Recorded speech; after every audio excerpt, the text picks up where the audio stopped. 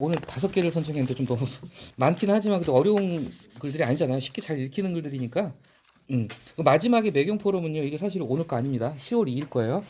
조금 된 글인데 그동안 우리가 못했던 중간에 상당히 좀 이렇게 재미있게 우리가 상식 좀 넓힌 차원에서 볼만한 글인 것 같아서 꼽아봤고요. 오늘 글들도 다 좋은 것 같습니다. 자, 이거 첫 번째 동아일보부터 볼게요. 결국 의대 정원, 큰폭 증원. 제가 봤을 때는 그래요. 보선 보궐선거 아시죠? 얼마 전에 강서구청장 보궐선거 완전히 지금 여당 깨졌습니다. 그리고 나서 이게 딱 튀어나왔어요. 이제 어떻게 보면은 이거는 정말 뭐 모든 국민들이 환영할 일이잖아요. 의사들 빼곤 다 좋아요. 이걸 내놓은 것도 어떤 선거 패배의 그 효과가 아닐까 그런 생각도 좀 들어봅니다. 이것도 뭐 내일 모레 윤석열 대통령이 직접 발표한다고 그래요. 이게 일단은 규모가 엄청나게 커지는 거예요. 당초 뭐 300명, 500명 뭐 한다고 그랬던 것 같다. 더블로 1000명 이상 늘리게 된다는 건데 그래도 모자란 것 같습니다. 제가 보기에는. 네. 이걸 구조는요. 첫 번째 단락에서 일단은 팩트를 얘기하고 있죠. 지금 19일날 의대 정원 발표 뭐 1000명 늘릴 것 같다. 뭐 규모가 클 것이다. 뭐 이런저런 점을 감안해서 의사 부족하니까 예. 10년 이상이 걸린 의사 양성이요. 그쵸? 의사 뭐 전 모든 의대는 일단 6년이잖아요. 학교가 6년 다니고 또 인턴하고 뭐 레지던트하고 뭐 어떻게 그 전공의 따기까지 시간이 그렇게 오래 걸리니까요.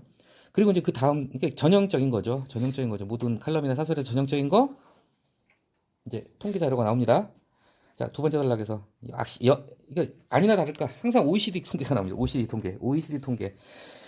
우리가 OECD 평균의 몇 프로밖에 안 된다. 그리고 뭐 의대 졸업생 수도 OECD의 절반 수준밖에 못 비친다. 그러면서 요즘 이제 문제가 되는 게 그거잖아요. 소아과가 이거는 뭐 제가 경험을 해봤는데 이 의정부하고 양주하고요 동두천은요 그 녹양동에 보면 그 법원골목이 있거든요. 의정부 고등학교 있는 그 법원골목에 무슨 그 소아과가 하나 있어요. 다 글로 몰래. 거기 가면요 번호표 보면 기본 100이 넘어갑니다. 진짜로. 거기 가면은 한 시간 기다려야 돼요. 소아과가 없어가지고. 그래서 소아과 앞에서 긴 줄 서고 있고요. 그리고 응급실 뺑뺑이 계속 나오고 있죠. 그리고 중요한 거 아무튼 의사 과학자. 그러니까 코로나 때문에 이제 생겨나는 게 과학자 중에서도 의사 과학자. 의사하고 다른 게 의사 과학자죠. 의학을 전공한 의학 분야의 과학자. 그래서 의대 정원은 당연히 이제 필요하다. 이거 중요한 게 뭐냐면은 오늘 아침 비교적 아니죠. 보수적인 조선중앙동아 뭐 몇 군데 사설 다 다뤘는데 다 쌍수들 관영했어요. 다 쌍수를 반영했어요. 이거는요. 제가 봤을 때는 이거 윤석열 대통령이 이거 의대 정원 확대 직접 발표하면요. 제가 봤을 때는 지지율 한 3%는 올라갈 거라고 봅니다. 진짜로. 이건 국민들 입장에서 너무나 반가운 소식이거든요. 그죠? 그리고 의사들은 벌써 단체 행동 예고하고 있어요. 지금 총파업하겠다고 그러고 진짜 좀 나쁜 분들입니다. 참, 제 밥그릇이에요, 밥그릇. 자기들 밥그릇. 참, 이러면 안 되는데. 자, 근데 이건 중요한 게 뭐냐면요. 일단은 의대 정원을 갖다 크게 늘리겠다. 이거는 환영하지만 이제 부작용이 벌써부터 우려되고 있어요. 제목에 나와 있죠. 미용 의료 쏠림. 지금 의사들이 다 의대에서 쉽게 얘기해서 저기 의사고시 좋은 성적으로 붙고 똑똑한 애들은 다 성형외과로 갑니다. 왜? 돈이 되니까. 그리고 의대 블랙홀. 뒤에 나오겠지만은 지금 이렇게 되면은 이제 N수생들이 이제 속출한다는 거죠. 공부 좀 한다는 애들이 전부 다. 이게 의대 정원 1000명을 늘리면요. 뭐래더라?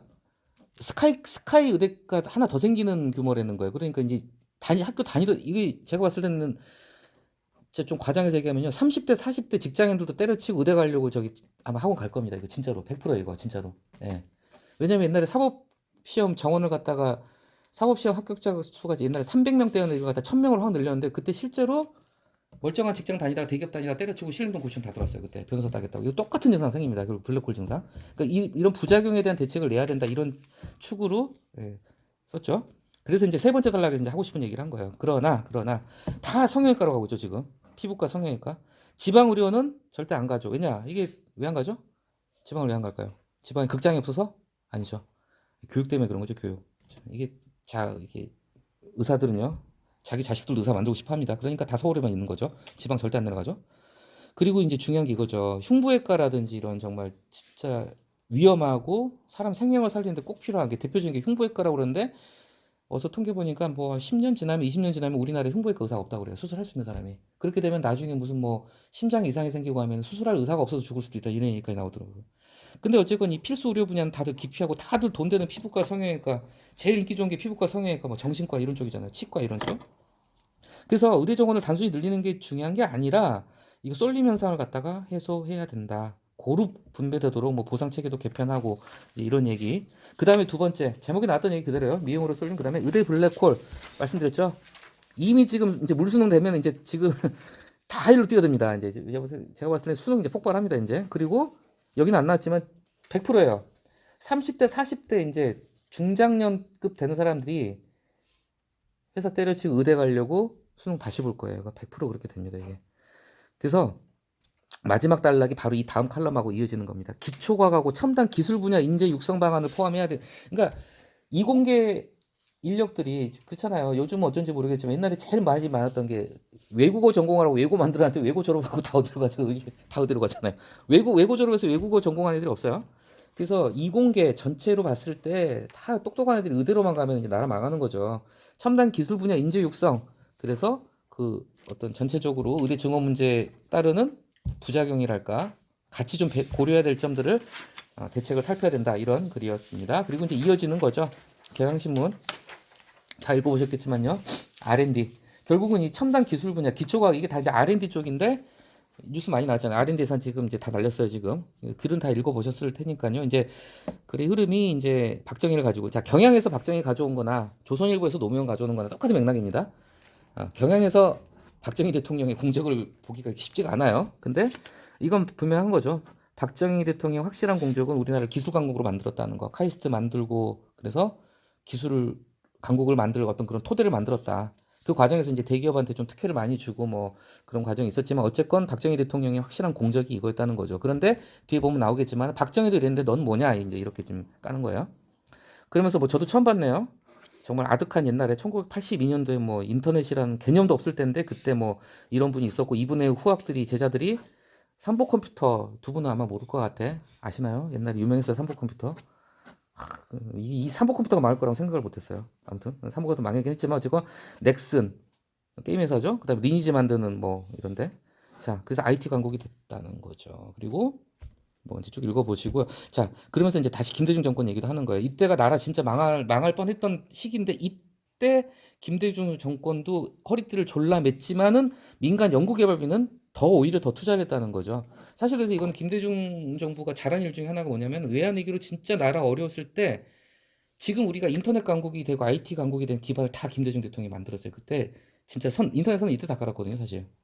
인터넷 통신망 다 이때 만들고 R&D 투자 많이 했죠. 그리고 2008년 글로벌 위기 때도 이명박 정부도 연구개발비는 안 줄였다는 거죠. 왜냐 이거는 당장 효과가 나는 건 아니지만 이거 줄이면 안 된다. 기술 연구개발비. 자, 근데 IMF 때도 연구개발비가 늘었는데 자 결국은 그렇지 않게 우리는 지금 거꾸로 가고 있다는 걸 비판을 하고 있습니다. 여기서 보면 스웨덴, 스위스 나오잖아요. 다 이제 굉장히 부강한 나라들이죠. 스웨덴 하면 떠오르는 기업 있으세요? 뭐 예를 들면은 노키아는 핀란드입니다. 노키아는 핀란드야. 근데 스웨덴도 갑자기 생각 안 나는데 노키아는 핀란드야. 그리고 스웨덴도 기술 강국입니다. 뭐 스위스는 뭐 시계 쪽이지만요. 뭐 굉장히 이쪽도 기술 강국이고요.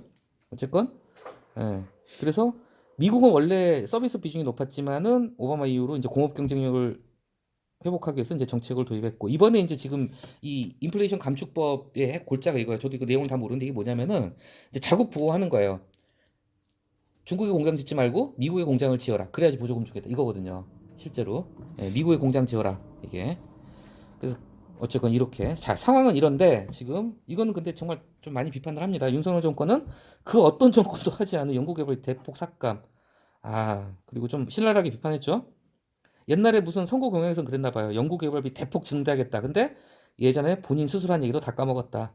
이건 어디서 나온 표현인지 제가 찾아보지 못했는데 재밌는 표현이에요. 어느 왕이 침대에서 왼발로 내려온 날은 조용했지만 오른발로 내려온 날은 피바람이 불었다. 이게 뭐냐면은 그거죠. 지 마음대로 정책이 오락가락 바뀌는 거죠. 지 마음대로 어떤 일관성 없이 그냥 그런 점을 갖다 좀 세게 좀 비판을 했네요. 과학자나 엔지니어들은 자 과학자하고 엔지니어 좀 분야가 달라요. 과학자는 순수 이제 이론적으로 연구하시는 분들이고 엔지니어들은 이제 기술 개발하는 분들인데 공동의 투쟁 경험도 없고 당장 의사협회만 하더라도 앞에 봤잖아요. 의대 이제 뭐 의사 지금 총파업 예고했다는데 의사협회에서 이런 투쟁 경험도 없는 분들이에요. 어떻게 보면 진짜 어떻게 보면 가장 순둥이들입니다. 직역 중에서 자 노조도 없는 분들이에요. 이분들은 과학자나 엔지니어들 자 이분들은 그냥 찍소리 못하고 지금 당하고 있다는 거예요. 근데 이게 그들만의 일이 아니 될 거예요. 전 국민이 피해를 본다는 거죠. 그래서 그 다음 단락에서 구체적으로 얘기를 하고 있죠.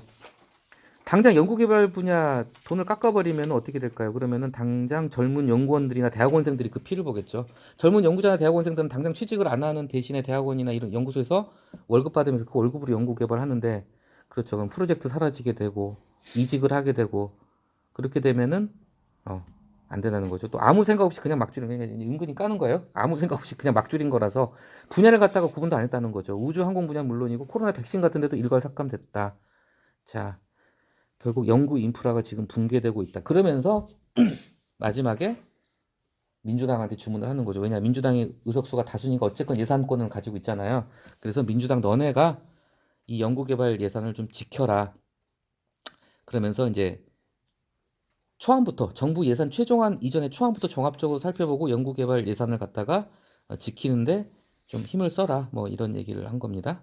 예, 예, 그런 내용이고요. 뭐 어렵지 않은 글이니까 보시면 될 거고요. 자, 그 다음에 두 개 글은요. 동아일보 정형 칼럼하고 중앙일보 이하경 칼럼. 이제 같은 맥락인데 조금 다르게 접근을 하고 있죠. 또 중복되는 내용도 있어요. 그래서 좀 재밌어가지고 골라봤는데, 이번에 강서구청장 보궐선거 패배를 하고요. 지금 조선중앙동아, 뭐 매일경제, 서울신문 모든 보수 매체들이 발등에 불이 떨어졌어요. 이러다가 내년 총선 진짜로 폭망하겠다 싶어가지고 용산을 향해서 굉장히 쓴소리를 갖다가 경쟁적으로 내놓고 있습니다. 그래서 오늘 아침에도 이게 많은 매체 실렸는데, 글이 저는 이제 좀 그런 걸 느껴요. 자기 이름을 내걸고 글 쓰는 분들이죠. 동아일보 논설실장 정영환 칼럼, 중앙일보 대기자 이하경, 이런 분들은 자기 이름을 걸고 글을 쓰는 정도의 구력이 되면요, 글이 참, 이런 표현이었죠, 맛있어요. 글이 재밌어요. 글이 재밌고 쉽게 읽히고 표현도 재밌는 표현이 많고, 어쨌건 같은 얘기를 하는데 조금 다르게 접근을 했다는 점을 좀 주목을 해보겠습니다. 그래서 동아일보는, 자, 중요한 건요, 중앙일보나 동아일보나 대놓고 그러니까 보수적인 매체예요. 국민의힘이 친한 매체들입니다. 그러니까 이분들은 애정이 어리고 절박한, 애정 어린 절박한 채찍질을 하는 거예요. 이렇게 가다가는 진짜 내년 총선 때 또 다수당 민주당한테 넘겨줄 수도 있다는 위기감을 절박하게 느낀 거예요. 그러니까 용산에다가 대놓고 이런 강력한 경고 메시지를 이제 날리고 있는 거예요. 애정 어린 비판을 하는 겁니다. 기본적으로. 자, 제목을 볼게요. 이재명이 지팡이에 졌다. 이게 제목을 보고 느끼시는 게 있을 거예요. 이재명이 지팡이에 졌다. 졌다. 졌다. 어떤 뜻일까? 이재명 지팡이. 나는 정영관 이 사람은 기본적으로 나는 국민의힘 편이야. 우리가 진 거야. 그쵸? 이 구조, 이 문장이 나오는 거. 이재명이 지팡이에 우리가 졌다. 그러니까 나는 기본적으로 국민의힘이야. 그래서 국민의힘 입장에서 쓴 거죠. 첫 단락에서부터 굉장히 좀 신랄하게 비판을 하고 들어갔어요. 이거 코스프레 한 거라고 본 거예요. 지팡이 코스프레 한 거다. 단식도 뭐 쇼다 뭐 이게 출퇴근 단식 쇼라는 얘기 비판이 많았잖아요. 자, 상징적 소품이었다. 염색을 안 했다는 거죠. 일부러 머리 하얗게 나와가지고 지팡이를 짚고 참 지능적인 동정 유발 연출이다. 근데 이 글 뒤에서 나오지만 이게 먹혀든다는 거예요, 결국은. 이게 먹혀드는데 국민이 너네는 뭐 하고 있니? 자, 약자 코스프레를 했어요. 근데 뒤에도 나오지만 우리 국민들은요, 약자에 대한 그 동정이랄까? 약자에 대한 응원이 굉장히 강한 따뜻한 마음 따뜻한 민족입니다. 근데 국민의힘은 정반대로 다 빨간색 입고 나와가지고 힘 있는 여당 후보 뭐 한난 있는 후보를 외치고 결과는 참패를 했죠. 자, 중요한 거. 이재명의 약자 코스프레가 먹혔고 윤석열 마케팅은 전혀 안 통했다. 자, 선거 패인을 놓고 여러 가지 분석이 나오고 있죠. 그런데 여기서 이분은 이런 얘기를 하고 있는 거예요. 뒤에 나오죠. 사람의 마음은 오만한 강자보다 모자란 약자 쪽으로 기우는 경향이 있다. 그렇죠. 그러면서 또 한마디 합니다. 그 약자가 문제가 있다는 걸 얘기하고 있어요. 동아일보 논설실장이니까 당연히 그렇게 얘기하는 거예요. 이재명 당연히 문제 있다. 그러니까 이재명이 이걸 약자 코스프레 지능적인 연출이라고 이렇게 좀 폄하하면서 얘기를 했죠. 그러면서 다음 단락에 이어가죠. 민주당이 사실 약자가 아니라는 거죠, 지금. 민주당 다수당이잖아요. 그죠? 그래서 지금 윤석열 정부는 지금 국회에서 법안 통과되는 게 지금 다 거부권으로 간신히 막아가고 있고 지금. 그죠? 자, 그런데 희한하게 다수당인 민주당이 약자로 보이고 여권이 강자로 보이고 있다. 자, 이게 뭐냐면 바로 뒤에 나오죠. 굴림 이미지. 그러니까 위에서 군림하고 있는 이미지. 윤석열 대통령이 자꾸 그런 이미지로 보이기 때문에 국민들이 마음을 돌리고 등을 돌렸다. 이런 얘기를 하고 있는 겁니다. 그렇죠? 자, 이분은 어차피 애정어린 질책을 하는 거예요. 윤석열 대통령에 대한 찬사를 좀 보내죠. 왠지 정의롭고 뭐 살아있는 권력이 맞서면서도. 자, 그런데 말이 문제가 있다는 거죠. 노무현 전 대통령과 뒤에 노무현 대통령 얘기 다음 칼럼에 나오겠지만요. 설득과 공감보다는 나를 따르라는 식 스타일. 결국은 정치가 아닌 통치의 이미지. 이거 좋은 표현입니다. 정치하고 통치하고는 완전히 느낌이 다른 거죠. 정치가 아닌 통치의 이미지로 이어졌다는 거죠. 자, 지금 달락달락 넘어가면서 계속 이제 비판을 하고 있는 거예요. 보선 열세에 대해서 왜 진작 제대로 보고하지 않았느냐. 근데 뒤 나오지만요. 제대로 보고를 할 사람이 아무도 없었던 거예요. 제가 그 윤여준 씨인가? 그 옛날 보수 원로 정치인이 그 쓴 인터뷰한 걸 봤는데 그 윤여준 씨 인터뷰에 그런 얘기가 있더라고요. 윤석열 대통령은 자기한테 싫은 얘기하는 걸 진짜 싫어한대요. 그러니까 아무도 싫은 소리를 못 한답니다.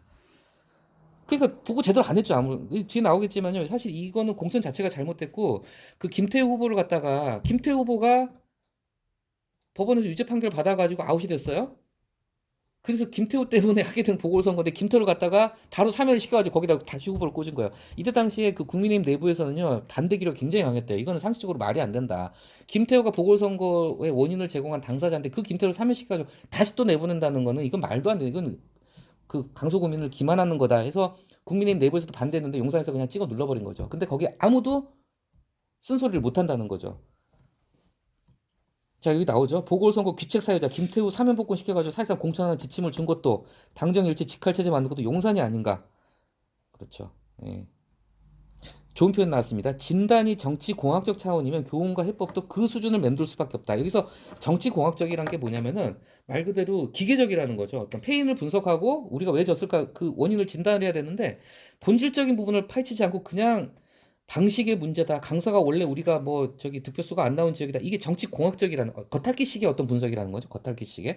단지 겉핥기식의 분석을 하는 게 아니라 본질적으로 뭐가 문제인지를 봐야 되는데 그걸 못 하고 있다는 거죠. 그래서 그 다음 달락에 바로 나오죠. 이 선거의 함, 이번 선거가 품고 있는 뜻, 함이 이제 품을 함자의 뜻 의자예요. 그러니까 우리 이번 선거가 품고 있는 그 뜻을 큰 눈으로 인식하고 변화의 계기로 삼는 능동적 자세가 필요하다. 자, 그리고 또 비판 이어갑니다. 이거 정말 좋은 표현 같아요. 차분하고 지혜로운 변화. 자, 근데 바로 비판하고 있죠. 차분함의 방점이 있는 거지, 변화의 방점이 있는 거지. 아리서 이게 뭐냐면은 차분한 변화 자체가 이게 모순이에요. 변화는 절대 차분할 수가 없어요, 그죠? 변화는 확 바꿔야 되는 거죠. 근데 차분한 변화라는 건 이걸 뭐 변화를 하라는 건지 말하는 건지 모르는 거예요, 그죠? 그래서 결국 여권은 뉴스 보죠. 차분한 수습으로 갔다. 이거 너무 좀 지나치게 정치적인 얘기일 수도 있겠지만은 김기현 대표는 본인은 안 나갔어요. 버텼어요. 그 밑에 임명직 당직자들만 다 지금 사표를 냈어요. 그러니까 이게 김기현 대표가 핵심이 어떻게 보면 윤핵관이라고 볼 수 있고 용산 입장에서는 당을 장악하려면 대표를 갖다가 자기 사람이 앉아 있어야 되니까 김기현은 못 자른 거예요 지금.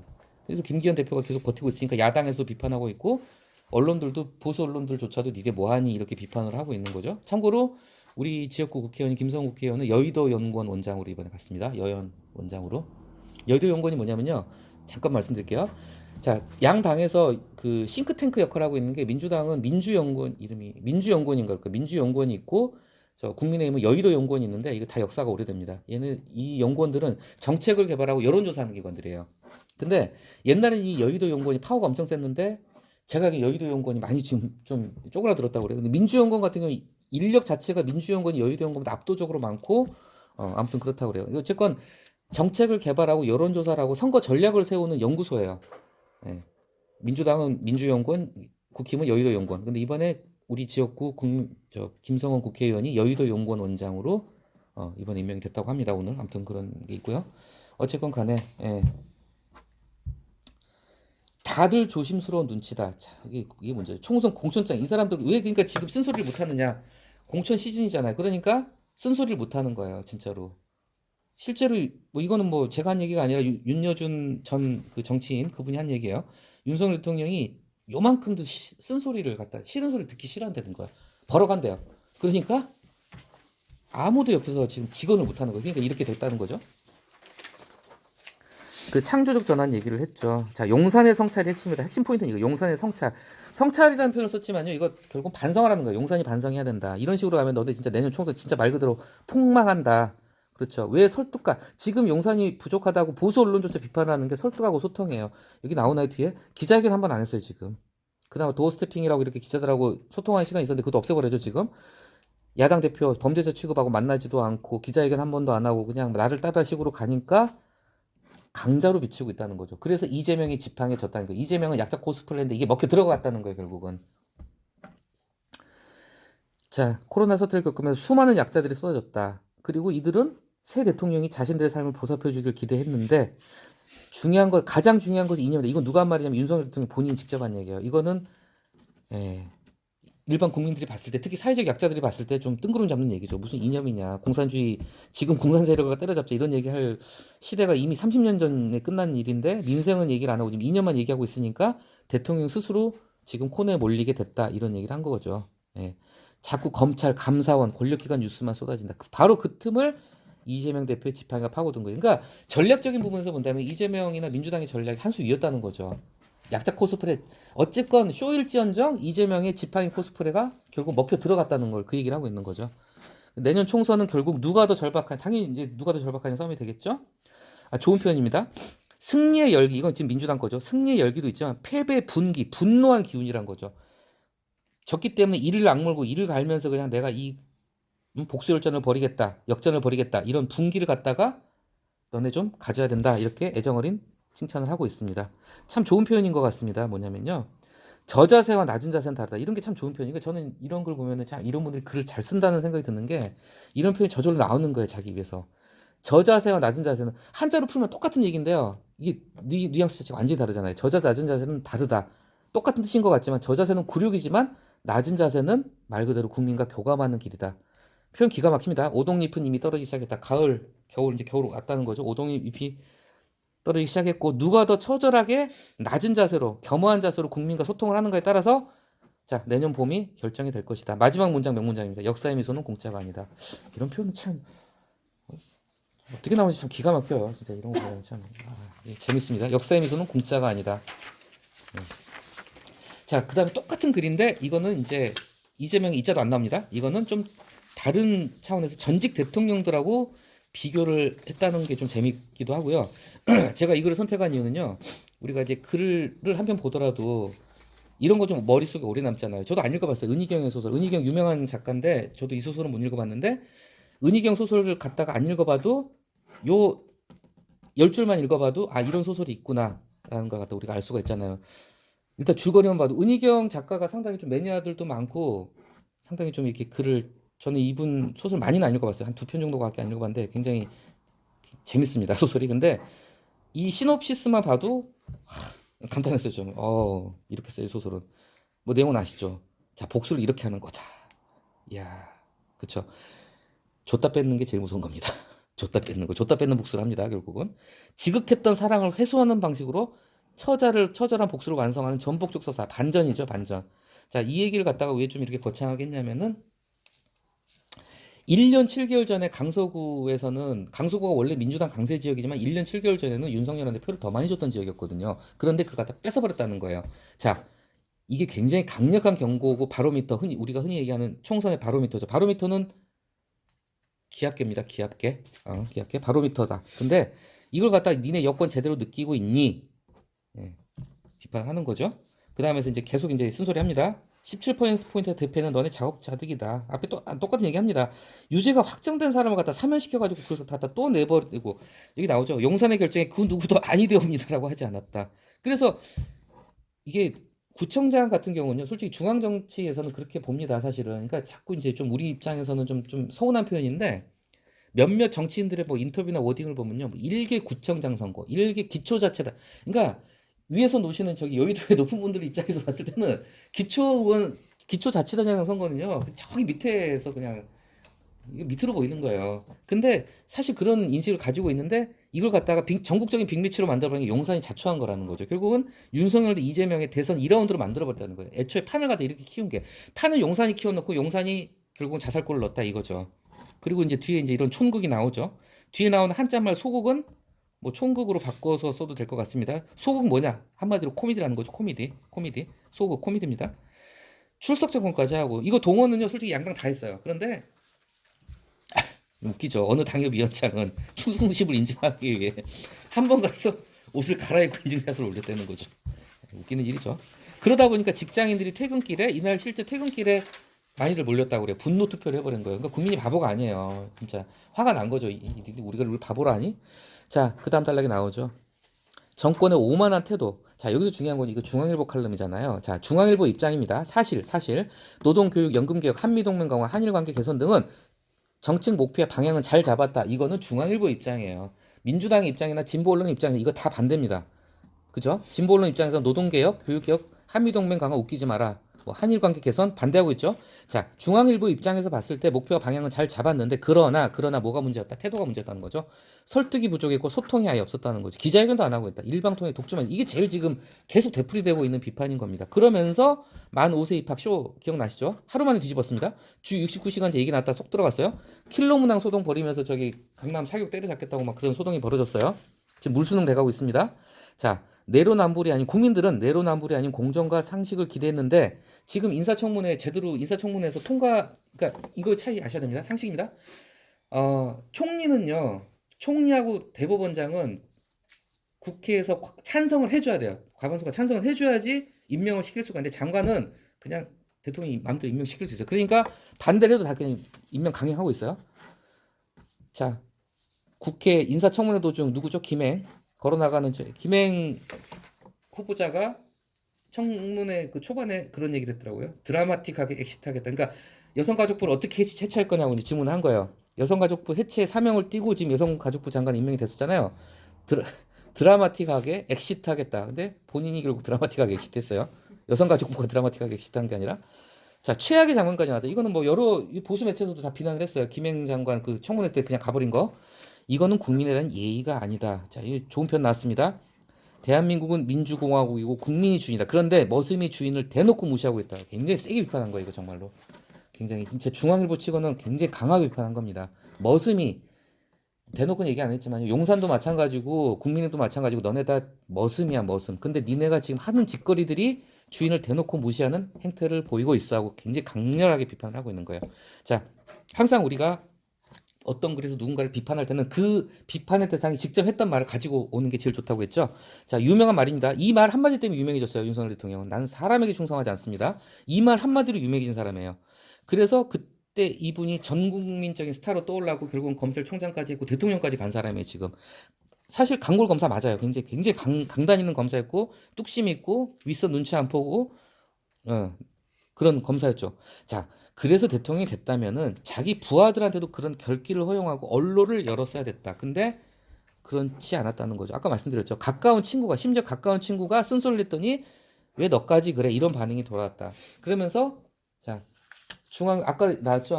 경향신문 칼럼에서 박정희를 소환했습니다. 중앙일보 칼럼에서 노무현을 소환할 때 이럴 때 소문을 하는 거죠. 중앙일보는 보수 매체고 뭐 노무현 대표적인 진보 대통령인데 좋은 사례로서 노무현 대통령을 소환하는 거예요. 근데 노무현 대통령이 인정받는 거 이건 하나 이거예요. 진짜로 격이 없이 정말 계급장 떼고 격이 없이 토론했고 이 검사에 대한은요. 제가 이때 지금도 기억나는 게 제가 라디오로 이루가 다 들었어요. 그때 어쩌다가 보니까 다 들었는데 들으면서 조마조마했어요. 솔직히 대통령이에요. 대통령. 근데 이 평검사들이 와 대통령 알기를 갖다가 발톱에 때로 아는 멘트를 하고 결정적으로 노무현 대통령이 상고 출신이에요. 대학을 못 가신 분이에요. 이분은 상고 출신으로 독하게 가지고 사법시험 합격을 해서 변호사가 됐고 그래서 실제 노무현 대통령은 그 당시에 상고 출신으로 사법시험 합격한다는 거 진짜 말 그대로 개천에서 또랑에서 욕난 거예요. 근데 가서도 연수원에서 되게 무시를 당했대요. 상고 출신이라는 이유로. 거기 같이 이렇게 금방 갈게.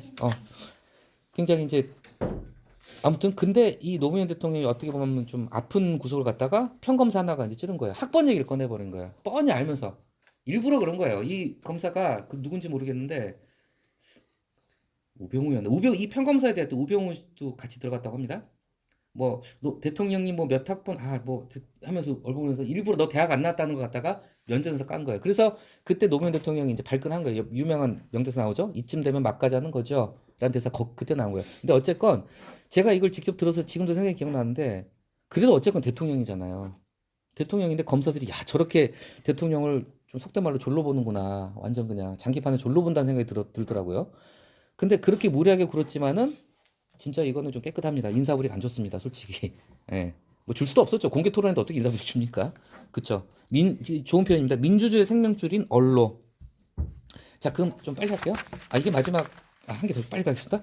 김영삼 전 대통령의 사를 또 가지고 왔습니다. 뭐 다 읽어보셨을 테니까요. 자, 국민을 대할 때는 무장해제하고 푸근한 동네 아저씨가 경찰. 그러니까 이게 참 좋은 편인 것 같아요. 김 전 대통령을 만난 사람들은 내가 이렇게 똑똑한 사람인 걸 알게 해준 분이라고 하면 이게 무슨 얘기냐면요. 귀를 열고 들었다는 거예요. 그러면 또 이 시골 아저씨들가 됐건 누가 됐건 국민들은 막 자기 얘기를 하는 거예요. 자기 개똥 철학이 됐건 정치 철학이 됐건. 그러면은 김영삼 대통령 맞장구 치면서 들어줬다는 거예요. 그러면은 얘기한 사람 신나겠죠. 아, 내가 이렇게 대통령한테 한 수 가르칠 정도로 내가 똑똑한 사람이구나. 얼마나 뿌듯하겠어요. 이런 걸 잘했, 실제 김영삼 대통령이 이런 걸 잘했어요, 정말로. 이게 쇼일지언정, 어떻게 보면은 쇼일지언정. 그래서 이런 점들을 갖다가 윤 대통령이 국민을 섬기는 모습, 듣는 모습을 갖다가 좀 배워라. 이런 얘기를 하고 있죠. 그래서 이 다음 좀 빨리 하겠습니다. 자, 각자 도생 분위기다. 수도권 총선 예측을 여론조사 보여보니까 난 안 본 걸로 해달라. 왜냐? 지금 그래서 영남 지역구 의원들은 그냥 거기 지금 이제 목숨 걸고 지켜야 돼요. 지금 험지 출마로 나오고 수도권으로 와라 그러는데 안 넣어 납작 엎드려 있죠. 왜냐? 영남은 어쨌건 간에 아무리 대통령 지지율 까먹어도 당선되는 거 문제가 없으니까 그냥 공천만 받으면 되겠다. 그러면 결국 너네 폭망한다. 레임덕 말씀드렸죠. 데드덕 그러면은 데드덕이 될 수도 있겠다. 아, 그렇죠. 벌거숭이 임금 이거 참 좋은 표현입니다. 이거 우아 아시죠? 임금님이 벌거숭이가 됐는데 빨가벗었는데 그걸 아무도 얘기를 못 하는 거예요 지금. 네. 자, 그러면서 그 다음 단락에 뭐 같은 얘기입니다 결국.